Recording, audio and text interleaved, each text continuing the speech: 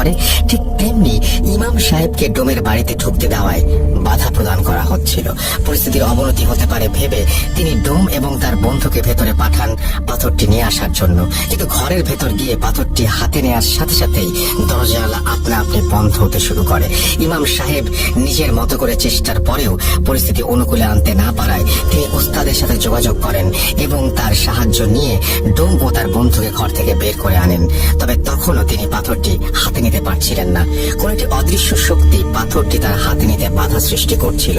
কিন্তু আল্লাহর কালামের ওপর তো আর কিছু নেই, তাই বিভিন্ন তদবিরের মাধ্যমে তিনি পাথরটি নিয়ে একটা সাদা বাক্সে বন্দী করে নেন। এই ঘটনা চলাকালীন ইমাম সাহেব নিজের তদবিরের মাধ্যমে পুরো ঘটনাটি জেনে গিয়েছিলেন। কিন্তু এই ঘটনাগুলো ঘটার পেছনে যাদের হাত ছিল তিনি তাদেরকে খুঁজে তাদের মুখ থেকে এই ঘটনা শুনতে চেয়েছিলেন। তাই তিনি দেরি না করে 16-17 বছর বয়সী ছেলেটির বাড়িতে খোঁজ নিয়ে সেদিকে রওনা হন।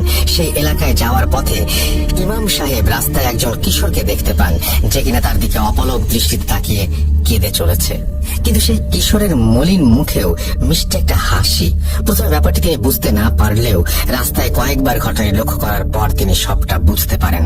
গন্তব্যস্থলে পৌঁছে তিনি সরাসরি ছেলেটির বাড়িতে চলে যান এবং তার মায়ের সাথে কথা বলেন।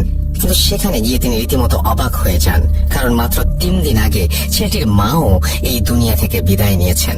ব্যাপারটি ইমাম সাহেবের কাছে যেমন কষ্টকর ঠিক তেমনই রহস্যজনক বলে মনে হলো। তিনি কবরস্থানে গিয়ে দেখেন বাবা, মা এবং ছেলের কবর একদম পাশাপাশি। মাত্র 1 মাসের মধ্যে একই পরিবারের 3 জনের মৃত্যু। তবে ছেলের মৃত্যু ছাড়া বাকি সবগুলো প্রায় স্বাভাবিক মৃত্যুর মতো। এরপর ইমাম সাহেব তার কবর জিয়ারত করেন এবং বুঝতে না পেরে আবারও নিজের ওস্তাদের সাথে যোগাযোগ করেন।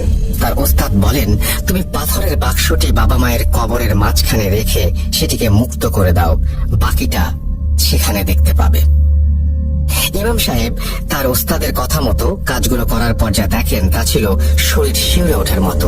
তিনি দেখেন পাথরটি মুক্ত করে দেবার পর কবরের পাশ থেকে করুণ সুরে আর্তনাদ এবং কান্নার আওয়াজ।